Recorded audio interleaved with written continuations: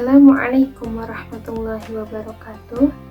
Alhamdulillahirabbil alamin. Segala puji bagi Allah, Rabb yang telah memberikan berbagai kenikmatan kepada kita sebagai hambanya, dan juga tidak lupa sholawat dan salam semoga tercurah limpahkan kepada Nabi kita, Nabi Muhammad SAW.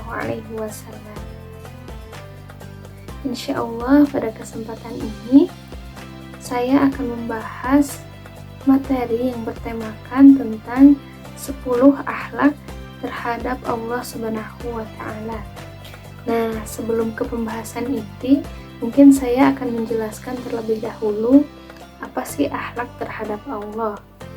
Nah, akhlak terhadap Allah adalah sikap atau perbuatan kita sebagai seorang hamba kepada Rabb kita, yaitu Allah Subhanahu wa Ta'ala. Kemudian setelah mengetahui pengertian tersebut, maka kita bisa mencari tahu apa saja sih akhlak yang harus kita lakukan terhadap Allah Subhanahu wa Ta'ala. Baik, langsung saja. Akhlak terhadap Allah yang pertama adalah mentauhidkan Allah Subhanahu wa Ta'ala. Nah, sebagaimana firman-Nya dalam Quran surat Muhammad ayat 19, A'udzu billahi minasyaitonir rajim. Fa'lam annahu la ilaha illallah wastaghfir li dzambika walil mu'minina wal mu'minat. Wallahu ya'lamu mutaqallabakum wa maswaakum. Artinya, maka ketahuilah bahwa tidak ada Tuhan yang patut disembah selain Allah, dan mohonlah ampunan atas dosamu dan atas dosa orang-orang mukmin, baik laki-laki dan perempuan, dan Allah mengetahui tempat usaha dan tempat tinggalmu. Dari ayat tersebut, kita dapat melihat kalimat fa'lam annahu la ilaha illallah, yang artinya, maka ketahuilah bahwa sesungguhnya tidak ada ilah atau sembahan yang berhak disembah selain Allah. Nah, berarti kita harus mentauhidkan Allah dan tidak boleh menyekutukannya, seperti dalam Quran surat An-Nisa ayat 48, yang artinya sesungguhnya Allah tidak mengampuni dosa syirik, dan Dia mengampuni segala dosa yang selain dari syirik itu bagi siapa yang dikehendakinya. Barang siapa mempersekutukan Allah, maka sungguh ia telah berbuat dosa yang besar. Nah, maka dari itu kita tidak boleh melakukan dosa syirik karena merupakan dosa yang sangat besar. Adapun berdasarkan fenomena yang terjadi di masyarakat saat ini, mungkin masih banyak umat Islam yang bisa terjerumus dengan kesyirikan. Nah, salah satunya adalah dengan percaya ramalan bintang atau zodiak, kemudian memakai jimat gitu ya sebagai penolak bala dan keberuntungan.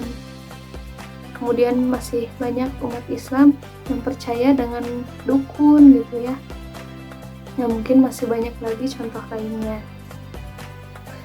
Akhlak yang kedua adalah bertawakal kepada Allah. Nah, apa sih maksud bertawakal kepada Allah itu? Bertawakal kepada Allah adalah ketika kita menyerahkan segala urusan kita kepada Allah setelah kita berusaha atau berikhtiar semaksimal mungkin untuk mendapatkan apa yang kita harapkan. Seperti dalam Quran surat Ali Imran ayat 159, Fa'iza azamta fatawakkal 'ala Allah, yang artinya apabila engkau telah membulatkan tekad, maka bertawakallah kepada Allah. Nah, dari ayat tersebut sudah jelas gitu ya bahwa kita harus bertawakal kepada Allah setelah kita benar-benar berusaha semaksimal mungkin, setelah kita membulatkan tekad. Adapun contoh yang dapat kita ambil dalam kehidupan sehari-hari, yaitu ketika seorang kepala keluarga berusaha mencari nafkah untuk keluarganya, kemudian ia berusaha semaksimal mungkin, adapun hasilnya ia yakin bahwa Allah akan memberikan rezeki bagaimanapun bentuknya atas usaha yang ia lakukan. Akhlak yang ketiga yaitu bersyukur kepada Allah. Nah, apa sih maksud syukur itu sendiri? Syukur berasal dari kata bahasa Arab yaitu syakaro yashkuru, yang artinya pujian bagi yang memberikan kebaikan atas kebaikannya tersebut. Adapun bersyukur kepada Allah yaitu ungkapan rasa syukur kita atau rasa terima kasih kita terhadap Allah sebagai pencipta atas segala nikmat yang telah Ia berikan. Seperti dalam Quran surat Ibrahim ayat 7, wa idz ta'adzana rabbukum la in syakartum la azidannakum wa la in kafartum inna azabi lasyadid. Nah, artinya, dan ingatlah tatkala Tuhanmu memaklumkan, sesungguhnya jika kamu bersyukur, pasti kami akan menambah nikmat kepadamu. Dan jika kamu mengingkari, maka sesungguhnya azabku sangat pedih. Dari ayat tersebut, kita dapat mengambil satu poin penting, yaitu ketika kita bersyukur, maka Allah akan menambah nikmat yang kita miliki. Sedangkan jika kita kufur, maka azabnya lah yang akan menimpa kita. Nah, bagaimana sih contohnya dalam kehidupan sehari-hari tentang bersyukur kepada Allah? Nah, contohnya ketika seseorang diberi kesehatan oleh Allah, maka sehat itu adalah suatu nikmat. Nah, apa sih yang harus dilakukan orang tersebut sebagai bentuk rasa syukurnya? Yaitu dengan menjaga kesehatannya. Salah satunya dengan menjaga makanan yang ia makan, dengan makanan yang halal dan thayyib. Mungkin itu salah satunya. Akhlak yang keempat yaitu taat kepada Allah. Nah, seperti dalam Quran surat At-Taghabun ayat 16, fattaqullaha mastata'tum wasma'u wa ati'u, yang artinya, maka bertakwalah kalian kepada Allah menurut kesanggupanmu dan dengarlah serta taatlah. Apa sih arti taat itu sendiri? Taat itu sama dengan bertakwa, yaitu menjalankan segala perintah Allah dan menjauhi larangannya. Lalu bagaimana sih contoh fenomena tentang taat itu sendiri di masyarakat, khususnya di umat Islam gitu ya?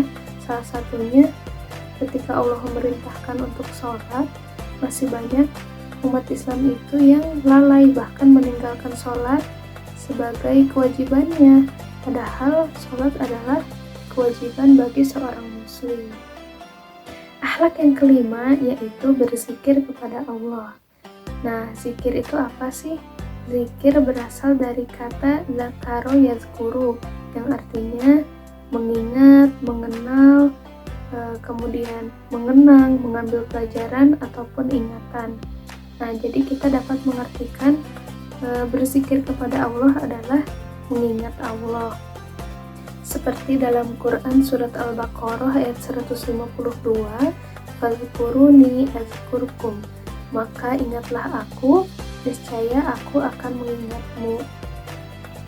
Nah, apa sih pentingnya berzikir kepada Allah? Dalam beberapa penelitian disebutkan bahwa berzikir itu menghasilkan ketenangan batin dan juga merupakan kunci kuatnya keimanan seseorang. Nah, kenapa bisa dikatakan demikian? Karena dengan seringnya seseorang untuk berzikir atau mengingat Allah, maka ia akan terhindar dari kemaksiatan. Nah, oleh karena itu berzikir bisa menjadi salah satu kunci kuatnya keimanan. Akhlak yang keenam yaitu tadarru atau merendahkan diri kepada Allah. Nah, kenapa sih kita harus merendahkan diri kepada Allah? Karena hal tersebut merupakan bukti atau kesadaran kita bahwa kita merupakan makhluk yang lemah dan hanya Allah lah zat yang maha sempurna. Maka kita harus merendahkan diri dan mengagungkan Allah sebagai pencipta kita. Nah, seperti dalam Quran surat Al-Anfal ayat 2, innamal mu'minuna alladzina idza dzukirallah wajilat qulubuhum wa idza tuliyat 'alaihim ayatuhu zadatuhum imanan wa 'ala rabbihim yatawakkalun. Yang artinya, sesungguhnya orang-orang yang beriman adalah mereka yang apabila disebut nama Allah gemetar hatinya, dan apabila dibacakan ayat-ayatnya kepada mereka bertambah kuat imannya, dan hanya kepada Tuhan mereka bertawakal. Bagaimana dengan kondisi umat Islam saat ini? Apakah sudah bertadarru kepada Allah? Nah, pada faktanya masih banyak umat Islam yang mengabaikan perintah Allah dan juga mengabaikan syariat Allah dalam kehidupannya sehari-hari. Padahal segala kenikmatan yang dia miliki adalah milik Allah, dan ia seringkali lupa bahwa dirinya itu lemah dan segala yang ia punya adalah dari Allah. Maka ketika kondisinya begitu, orang tersebut tidak merendahkan dirinya terhadap penciptanya, yaitu bisa dikatakan dia sombong terhadap penciptanya. Akhlak yang ketujuh yaitu berhusnuzon kepada Allah. Nah, apa sih arti husnuzon itu sendiri? Husnuzon yaitu berbaik sangka. Berarti dalam konteks ini kita berbaik sangka terhadap apapun yang Allah berikan dalam hidup kita. Nah, apa sih lawan katanya? Lawan katanya yaitu su'uzon. Su'uzon yaitu berburuk sangka. Ya, bagaimana contohnya dalam kehidupan sehari-hari? Contohnya, ketika seseorang ditimpa musibah, seringkali ia berkeluh kesah dan merasa Allah itu tidak adil. Padahal jika ia berhusnuzon, mungkin saja Allah mempunyai rencana atau jalan terbaik baginya daripada apa yang ia rencanakan sendiri. Salah satu dalil tentang husnuzon adalah dalam hadis riwayat Muslim yang bunyinya la yamutanna ahadukum illa wa huwa yuhsinu billahi dhanna, yang artinya janganlah salah seorang di antara kalian mati melainkan ia harus berhusnuzon kepada Allah. Akhlak yang kedelapan yaitu berdoa kepada Allah. Apa sih arti dari doa itu sendiri? Doa adalah tindakan spiritual yang berisi permohonan kepada Sang Pencipta. Seperti dalam Quran surat Ghafir ayat 60, wa qala rabbukum ud'uni astajib lakum innal ladzina yastakbiruna an ibadati sayadkhuluna jahannam dakhiri. Yang artinya, dan Tuhanmu berfirman, berdoalah kepadaku, niscaya akan kuperkenankan bagimu, sesungguhnya orang-orang yang menyombongkan diri dari menyembahku akan masuk neraka jahanam dalam keadaan hina dina. Nah, tadi kan sudah sebelumnya telah dijelaskan pembahasan tentang tadarru.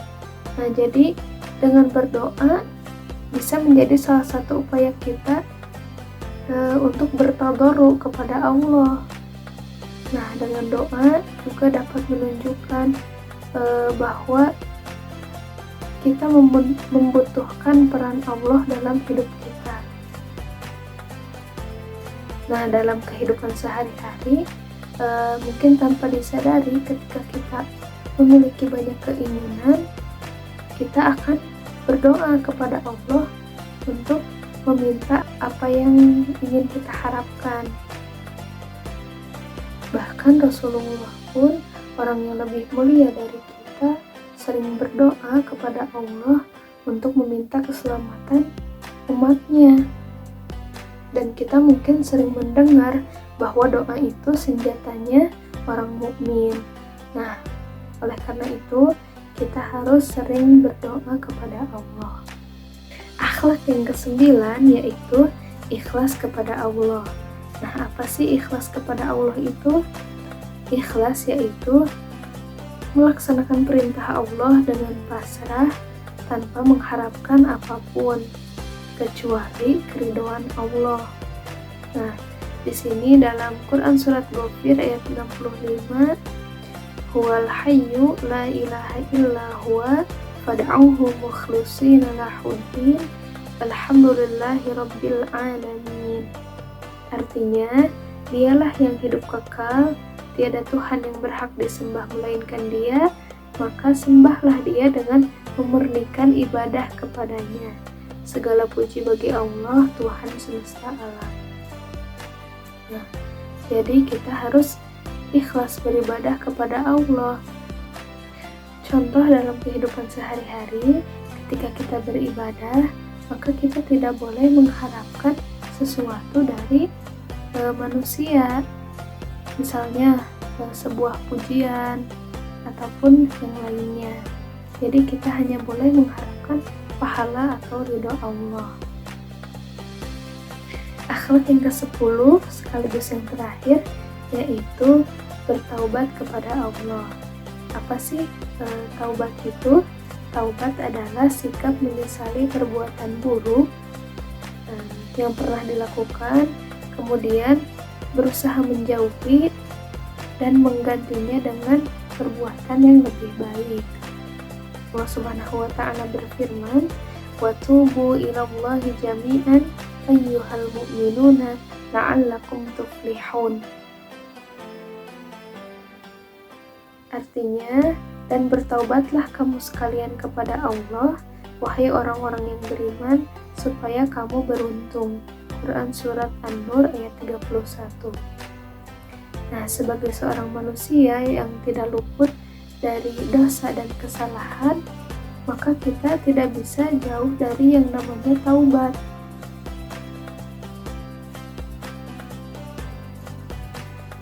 Ketika kita berbuat maksiat, kemudian kita menyadarinya, maka kita harus segera berusaha bertaubat kepada Allah. Nah, kenapa sih kita harus bertaubat kepada Allah? Apa sih fungsi taubat itu sendiri? Nah, jadi ketika kita bertaubat, maka kita mengharapkan ampunan Allah. Nah, untuk apa sih ampunan Allah itu? Ketika kita mendapatkan ampunan Allah dan diridhoi olehnya, maka insya Allah kita akan menjadi hamba-hamba yang diridhoi Allah untuk masuk ke surganya. Mungkin sekian yang dapat saya sampaikan.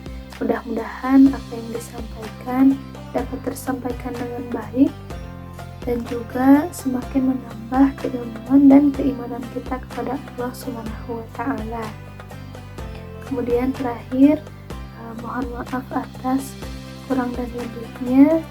Ditutup dengan doa, Rabbana atina fid dunya hasanah wa fil akhirati hasanah wa qina adzabannar. Wassalamualaikum warahmatullahi wabarakatuh.